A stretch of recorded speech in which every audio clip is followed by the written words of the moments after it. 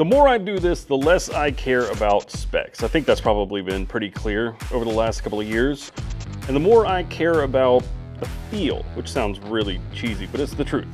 Blade steel, handle material, lock type, they all matter, but they don't tell the whole story. Something might look really good, it might sound good on paper, but that doesn't necessarily tell the whole picture. And it doesn't mean that that knife or that piece of gear is going to work in the real world for you and your needs. We're gonna talk about that and some more, but for now, this is Deep Cuts. I'm Taylor Martin, and let's do the damn thing. Unlike last week, I actually have everything in my actual carry. I didn't forget anything at home. So, in 60 seconds or less, here is what's in my pockets. The Civivi Klingman, you guys know it, it's my knife. I've been carrying it consistently for a very long time now. Also, my knife. This is the Tactile Red Hawk. We'll talk about this a little bit later. And I also have the same pen from last week, the bigidesign Pocket Pro in bronze, USA made. I have a new wallet, but it's still the old wallet. This is the Rustic Heirloom Hitchhiker Carry Commission exclusive in honeycomb. We dropped those last week. Also, the tried and true SOG power plant. Love it. And my lighter, same flashlight. So we have the Topo Bic and a Lumitop Frog with the extension tube. And I think that is it. Except for my watch, this time it's the bigidesign TI Field Watch on an RZE strap. And that's what's in my pockets. All right, now we're gonna move into something we're gonna call just one question. It's a comment here on YouTube from one of you guys asking me just one question. So that one question comes from Myler ZZZ, I believe. All right, Myler says, "Hi Taylor, I love your content and look forward to your videos. You mention often that your affinity for certain blade/knife styles changes from time to time, either briefly or for longer periods of time. I was wondering why you think that is. Is it because you have access to many different styles, you just switch out now and then? Or is it sometimes as a result of ways the community is going, either in terms of preference and or what companies are putting out? Just curious if you've noticed how and why your preferences change." That's actually very true, because often for actually a very long time, I've mentioned that a drop point is my preferred blade style. And then I designed two knives and those knives are clip point and a reverse tanto. So yeah, things have changed. And I think it just comes down to, for me, I don't really follow what the community is doing. I tend to kind of gravitate towards the things I like without influence from other people. And for me, it's just having so much access to so many different knives and finding the utility of those knives as I use them and carry them. So while aesthetically, I actually really prefer a drop point or a clip point, when it comes to function, a reverse tanto with a belly has become my favorite to use. And it's actually due to this knife right here. This is the TRM Shadow, and this is one of the first with this kind of blade style with the little reverse tanto and some belly to it. I mean, there are some others that I've used over time, like technically, I guess you could say that the 940 from Benchmade has the same blade shape. It's just slightly different geometry. But that big, wide, slight belly reverse tanto is really, really good. And this knife pairs that with some really good ergonomics, and it becomes a really good tool. Not just a flashy, pretty knife that you can flick open 100 times or just good to use. It's like genuinely better than most knives I've used for me and my needs and how I use a knife. It's really good for food prep. It's really good for breaking down boxes. It's just a good utility blade. It can do a lot with a very subtle difference in the blade shape and the geometry. And another thing is that a lot of these blades are very tall and thin. So you get slicey, you get a nice sharp point, you get some belly.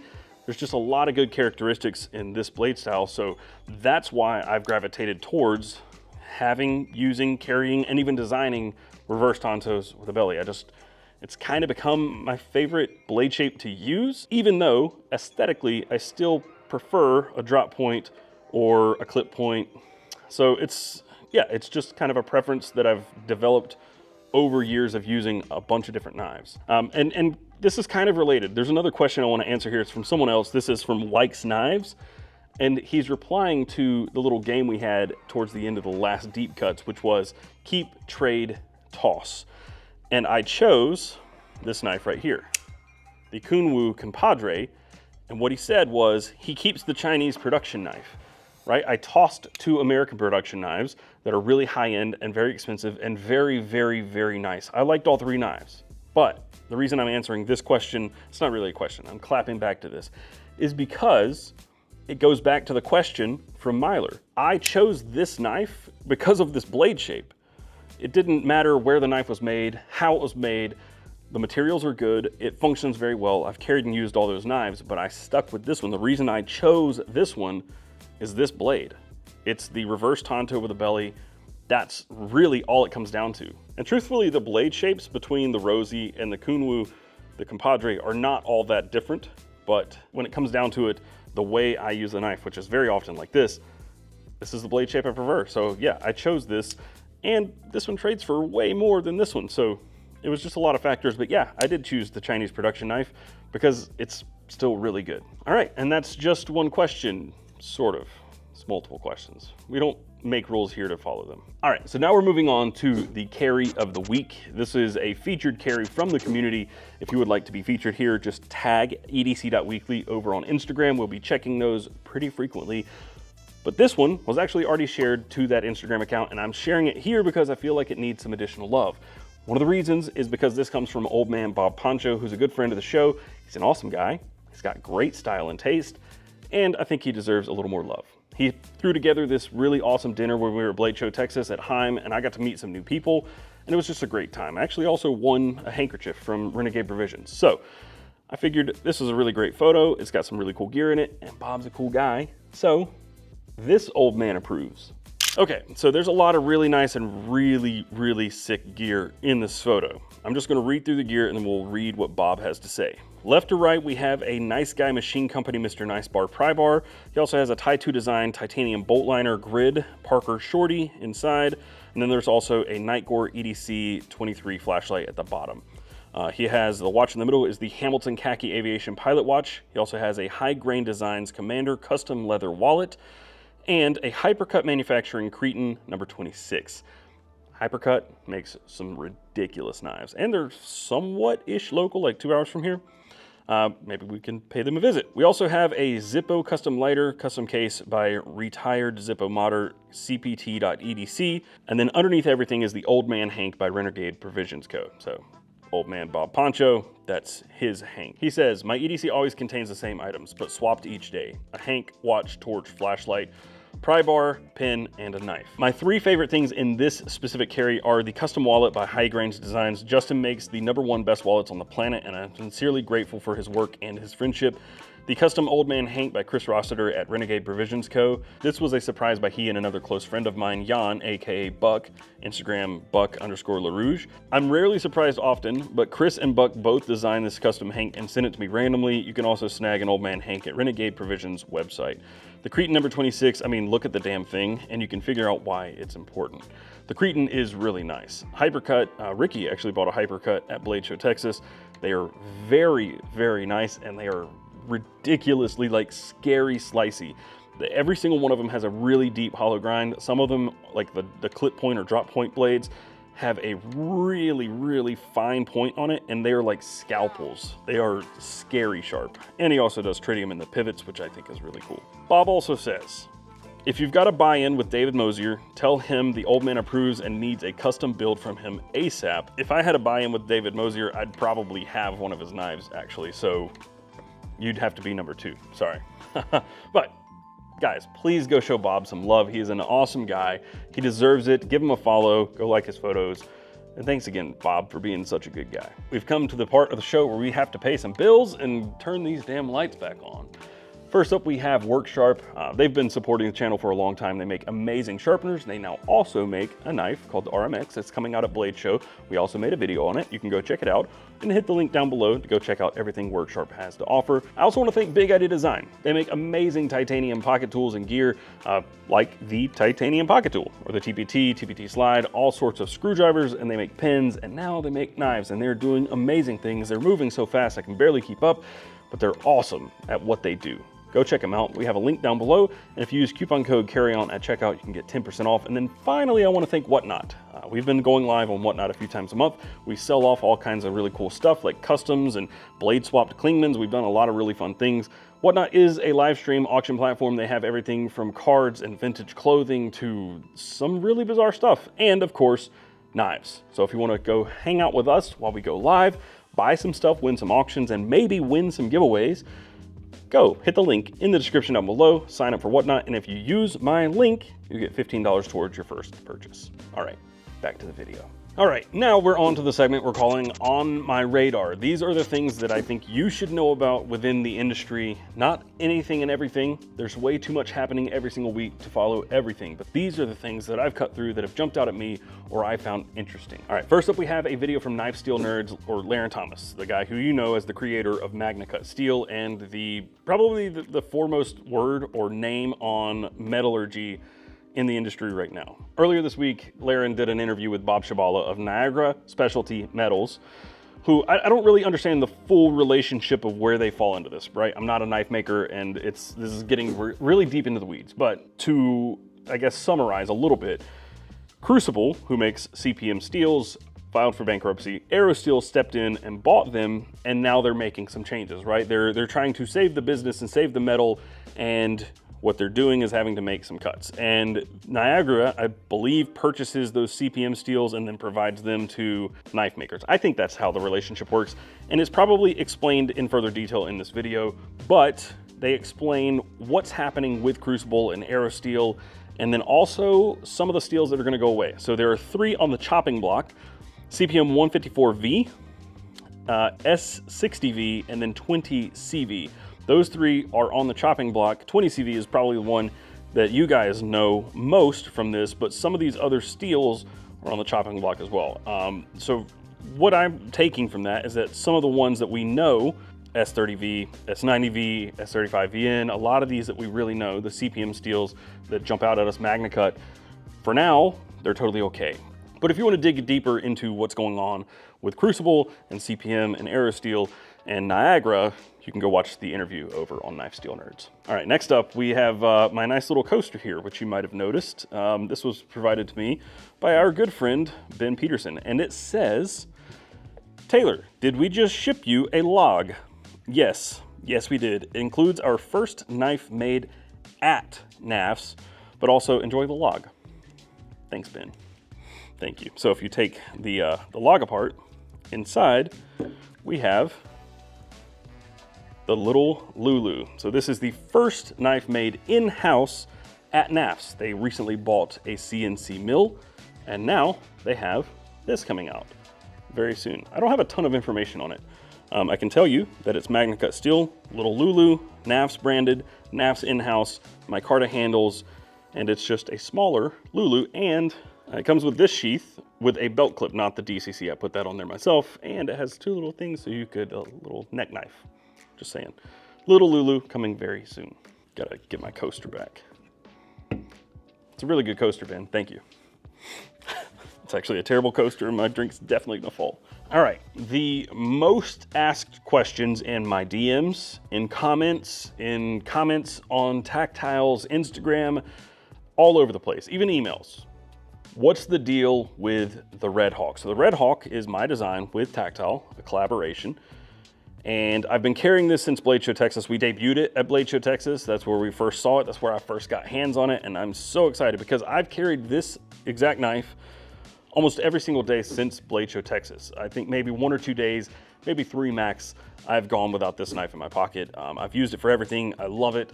I think it's a great design. I think you guys are gonna love it. And yeah, obviously I'm biased. It's my design, but I do think you guys are gonna love it, judging by how many comments and questions I get about it. But I have news. It's coming out very soon. Next Thursday, that'll be the 22nd at 12 p.m. Central Time. This is dropping. So we have the official configurations here. This is a stonewash blade with green micarta. They're all in Magna Cut, by the way. We have the blackout, which was debuted and shown at Blade Show Texas. So it's black blade and black micarta handle. And then what is my favorite config yet? Ooh, I really like this one a lot. This is an OD green Cerakote blade with natural micarta and gray hardware. Yeah, this one's sick. This one's really sick. And then finally, there will be a Carry Commission exclusive version of the Red Hawk where we're still nailing down a couple of details. It will have the FDE blade like the one I've been carrying and showing for a long time, but some of the other details are just not quite nailed down perfectly yet, so we're just gonna leave it there. FDE blade, they're all in Magna Cut, and they come with a Kydex taco sheath, which will be Tactile's first taco sheath, and a DCC clip on that as well. And then if you want, you can upgrade to the Chattanooga Leatherworks sheath. I'm carrying this as a pocket sheath, but it's actually designed to go over your belt. So it'll be either inside the belt, or you can flip it around and put it in your pocket, and it's left or right-handed carry. So that's the Red Hawk happening next week, the 22nd at 12 Central. This was not scripted. I did not plan on actually putting this in the show, but since we're talking about On My Radar, if you missed it, McNeese has released another knife. This is called the Dixon, and it's the I guess successor to the PM Mac 2 in some ways. Ricky did a video on this, and you should go check it out. It's a really cool knife. It's a great video. And I will say this knife has really grown on me. When I first got this knife, I wasn't super excited about it just because I felt like it, I don't know, it felt big, right? It felt clunky next to the PM Mac 2, but once I started carrying it, it's really thin feeling and it carries very well. I like it. I like it a lot. And another little side note, the handle gives me Grayman Dua vibes, and I always wanted a Grayman Dua and I never got one. So this kind of scratches that itch a little bit, even though the blade is totally different. It's a different knife, but it's just got some Grayman Dua vibes on the handle. Anyway, go check out Ricky's video, and if you want one of these, you have to wait till Blade Show to pick one up. All right, we also got another thing from Tactile that's on the horizon. It should be out pretty soon, I think a couple of weeks. This is the Rockwall Flipper Large. I don't know what they're calling it exactly, but it is a larger Rockwall Flipper, and it is much more refined in basically every single way. Like the contouring, the way the liner is done, it's done like the Mariner 2, right? So it's a what do you call that, inset liner? It's very nice, and I like the size better. So keep an eye out for the new Rockwall Flipper.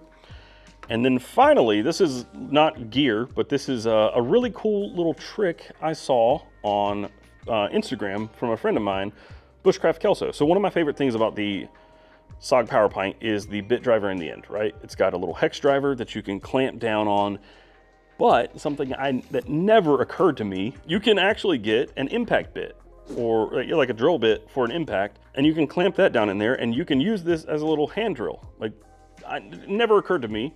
It makes perfect sense, but you could have like a little hand drill in your toolkit, which is actually pretty damn cool. I think Bushcraft Kelso is like actually crediting somebody else with this information, but I found it on his feed. Go check that out. It's really cool. Not that I'm gonna need a hand drill very often, but he's a bushcrafter, so that's something that he found he could do with the SOG Power Pint that adds some utility to a very small kit for him. So really cool. Thank you for sharing, Kelso. Also, I miss your face. All right, so last week we announced a winner for a mini Bedlam giveaway, and then we also announced that we're gonna do it again. So this giveaway is being run through my newsletter, which is the text component to this video. You can subscribe by going to weekly.bestmedc.com/subscribe. And that's all you have to do to enter these giveaways. But we also drew a winner for this week. It's another mini Bedlam in that carbon fiber with the bronze accents. And this week, the winner is Ben Hytrek. So congratulations, Ben. I've actually already been in contact with Ben, and this one is on the way to him today. And then now, for the new giveaway, we have a bug out to give away. This is the 535-09, the new one with the burgundy accent and the orange studs. If you would like to win this bug out, all you have to do is subscribe to the newsletter. That's it. I already told you where to go. Just go there, subscribe, and you're entered. That's the whole deal. That's it. So go subscribe. Also read the newsletter because we do other stuff there that we don't include here in the video. But if you want to win, you got to subscribe. All right, so last week, Ricky gave me a brutal keep, trade, toss, which we talked about a little bit earlier. I kept the Kunwu, which surprised some people, and especially Ricky. But this week, I asked Ricky to do worse. Fuck me up, fam. What you got? I got you. I got a would you rather for you. So, would you rather every knife you own be a recurve, or every knife you own be a flipper? Flipper tab only, no thumb studs, no spidey hole, nothing. I gotta go flipper. You hate flippers. I don't like flipper tabs. I don't despise There are some flipper tabs that aren't bad. Also, that doesn't discredit front flippers, and I like front flippers. Yeah, but you're not a fan of flipper tabs. Like, I'm surprised you like the tactile. I mean, the flipper tab on this tactile, really good. Like, it's fun. So I don't like flippers that get in the way. You had a knife the other day, and the flipper was like huge, and I don't like that. And Gavco is really bad about really big flipper tabs. Yeah. I don't like big flipper tabs. I love Gavco's designs. I hate big flipper tabs, so I don't tend to like those. He does do some like thumb hole stuff, but I really hate recurves. I know. I really hate recurves. I kind of thought the hatred of recurves, I thought you had a bigger hatred for flipper tabs than recurves. No. There is a utility to a recurve, but it's so small in comparison to like how not bad a flipper tab can be. Does that make sense? Yeah, like, that's fair. I'm not going to use a recurve willingly all that much, if ever. Like, I just don't make sharpening that difficult. Like, it's dumb. I don't stop with the recurves. They're fine on like a big, like a kukri, like a full-size kukri. Yeah, I don't care. But like on a pocket knife, like get rid of the recurve. This solves the problem of a recurve because it pushes the blade down. Talking about the Klingman, by the way. Yeah, the Klingman. The Klingman, the blade is angled down, which gives you the same benefit as a recurve without having a more difficult sharpen. Yeah, that's fair. Right, but like with a flipper, the XM18 flipper. I don't like the XM18 flipper. Yeah, that's fair. It's not one of my favorites either. It locks in, but it sticks out so far. And a lot of the time, what I don't like about a flipper is that like it gets in the way of cuts. For me, I hate a big flipper that kind of gets stuck on my thumb, like when I'm disengaging a lock bar. And it just kind of hits the nail and it doesn't, it does that all the time. Yeah. So I don't like some flippers. I don't like most flippers. But you hate a recurve. I really dislike recurves. And your little would you rather didn't, I mean, it didn't say I couldn't choose front flippers, which I like. Oh, I said, okay, fine. It did say flipper. I should have said flipper tab. You can't stop trying to work your way around this. It's supposed to be bad. But I'd still choose this over a recurve any day. What about the flipper on the Toko? Oh, that's a perfect example of a great flipper tab. I mean, that thing like is barely visible when that blade comes out, right? Yeah. It's a tiny tab in closed and open positions. Yeah, aesthetically it's perfect. I think that's what I like about this so much, is that it's just when you look at it, like standing like this, like it's just... Yeah, and don't forget, one of my favorite knives ever, which I don't even know if it's in this cabinet. Shiro? Is a flipper. But, look at that. Yeah. The Shirogorov Neon Zero. That flipper tab's almost completely covered by the handle when it's open. Yeah. So, I don't hate all flippers. I just hate bad flippers. Okay, fair enough. You win this round. I'll come up with a better one that time. All right, that's it. Thank you guys for watching. I hope you enjoyed it. And let me know if you'd like to see anything in the future, like an even worse game that Ricky brings to me, or, you know, some other segment, some other fun thing. We're trying to keep this fun and interesting and mix things up. We don't want to do the same thing every single time. But don't forget, leave a comment down below, ask a question, critique me. Just do your worst. And whatever jumps out, we might throw into the next episode. Also, submit your carry. All you have to do to submit now to the show is post your picture on Instagram and tag edc.weekly. That's it. And then you're entered. If we choose your carry in future episodes, you will have a choice of a Best MEDC hat or a Best MEDC t-shirt. Your choice. All right, that's it. I hope you guys enjoyed it. Don't forget, there's an audio-only podcast now that is just this in audio form. You can listen to it on your way to work or while you sleep or whatever. Just go download the podcast and listen to it. Or don't, whatever floats your boat. And there is a text component. It's the EDC Weekly newsletter. You can find that at weekly.bestmedc.com. I will see you guys in the next video. And until then, carry on.